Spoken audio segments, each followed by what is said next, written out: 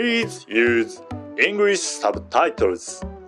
有中文字幕。どうもこんにちは。ジェニュエンウォッチです。今回レビューする時計の色使いに注目して見ていただきたいです。複雑な色使い。しかしそれが変ではなくかっこいいのです。それでは早速見ていきましょう。セイコーのプロスペックス。商品名は SBDC105。私はセイコーの時計でこのようなカラーリングのものはこの時計以外知りません。メタリックな茶色のダイヤル、その上にカーキ色のロゴや 200m 防水の表示、ゴールドな秒針、ゴールドな自針分針、そしてゴールドなインデックス。このゴールドのパーツに光が当たり輝いています。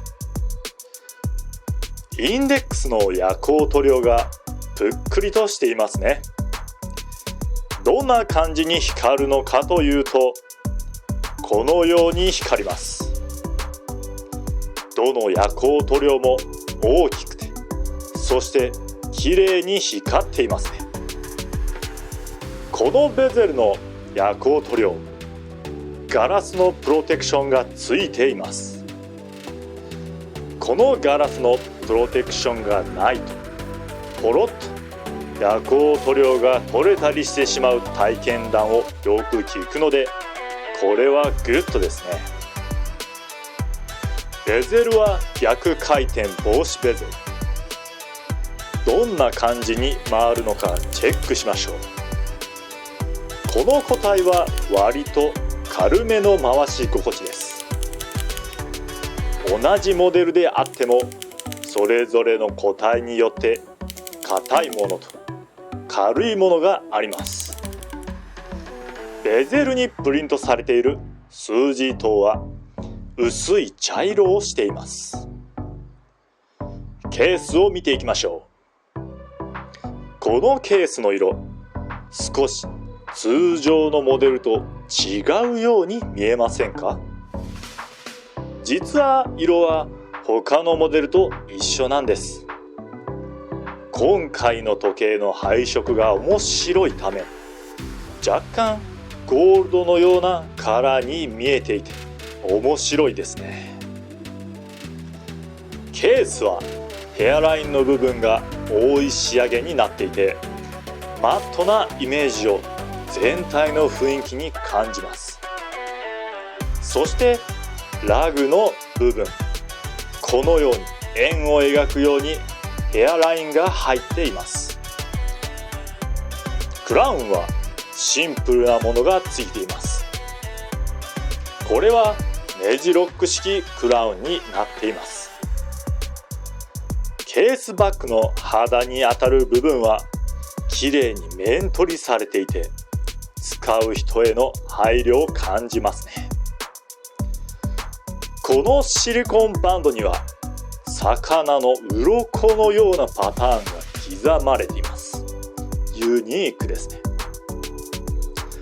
裏面はこんな感じでゴツゴツしているパターンが刻まれていて、腕につけた時のフリクションになっています。そしてケースバッグには波のマークが刻印されています。クラウンを含まないケース幅は 40.5 ミリ、ラグからラグは 47.6 ミリ、厚みは 13.2 ミリ、腕回り170ミリの私がつけるとこのような雰囲気です。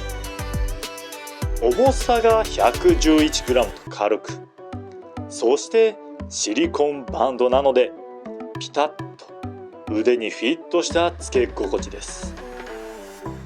いかがでしたか？金色、茶色、黒色の配色、ラグジュアリーな雰囲気ですよね。プロスペックスの今回のシリーズ、いろいろなカラーリングがあってどのモデルも気になってしまいますよね。私も可能な限りレビューしていきたいと思っています。